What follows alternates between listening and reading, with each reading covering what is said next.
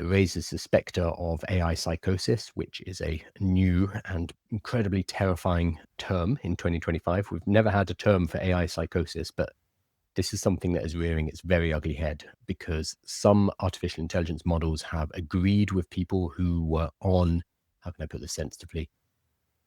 They were bordering on the edge of losing contact with reality, and their AI, generally 4.0, agreed with them and allowed them to go over that edge because it reinforced what they were thinking. Whether or not psychosis has increased due to artificial intelligence, I do not know, but this is something that needs to be studied. Would these people have tripped over into psychosis anyway? And it could have been via social media, it could have been via the internet, it could have been via conspiracy theories, it could have been television. There are other ways. People have been falling into psychosis for a long time. Is it on the increase because of AI? We do not know yet, or I haven't seen any data. I would love if somebody has seen some data on that. It would be great to see. I think it's so new that it's going to take a while to get solid information here. So, yeah, this is the latest statement from ChatGPT. This is an official statement. I think this is good. I think this is all positive. It's moving in the right direction. Increasing the message cap, great. That's going to make people who want the intelligence happy. Putting 4.0 back by default and giving access to the other models, great. That's going to make the people who want a more emotional connection happy as well. Fantastic. And then the final paragraph here is the thing that we need to worry about a bit, because updating GPT-5's personality to bring it closer to 4.0 without making it annoying, in Sam's words, that's going to be a very fine line. And I have the feeling nobody's going to be happy with whatever they do, especially when he first releases it. Everyone will scream and shout and gnash their teeth. But we've seen within a week, so GPT-5 came out 6 days ago. Within a week, OpenAI are able to very nimbly turn the ship. They're very, very much able to listen to criticism and adapt, which is not the case of gigantic companies generally. But the fact that they can make these changes within a week is great. We should be very grateful. I don't want to say grateful. We shouldn't be grateful for any billionaires for what they do, but it's compared to the speed of old businesses, it's impressive. I think that cannot be denied. I'm going to switch over to some questions, if there are any.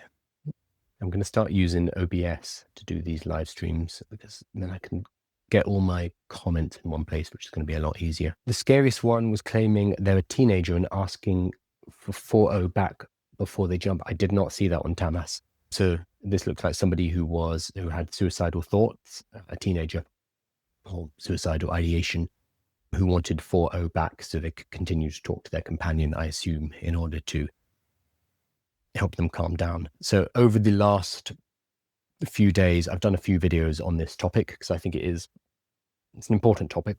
It's how we as humans interface with this new technology, artificial intelligence, something that is now becoming a very large part of our life in an extremely short amount of time. We have to remember this.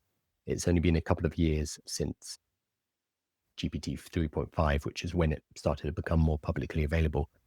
So it's a very new technology and humanity is still working out how to use it safely. So there are going to be a lot of cases like this. I've done a few videos on these topics over the last few days, and some of the comments are quite revealing. I don't want to say worrying, that's not fair, but there have been 3 or 4 people who've said they're in love with the AI, and then a lot of people are using it for companionship. I should be blunt here. I don't think that's a bad thing. I think it's a tool, and most of the uses of it to talk to an AI that is compassionate and listens to you and allows you basically just to reflect. I don't think that's that dissimilar from journaling, for example, or from talking to a friend who just sits and listens.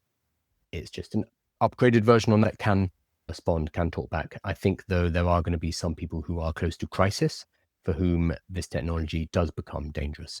And how we divide between the more innocuous uses, which is I come home from a hard day at work and want to complain about my boss. Fine. I'm sure a lot of people are doing that. Apparently in America, according to some University of Chicago research, not research, it was a survey, so it's not a huge sample size, 25% of adults aged 18 to 29 are using AI for companionship, and that includes talking to it like after a hard day at work, asking for advice on boyfriend and girlfriend troubles, etc. I think that's fairly innocuous. I think that's probably quite a useful tool for a lot of people who don't necessarily have someone to talk to.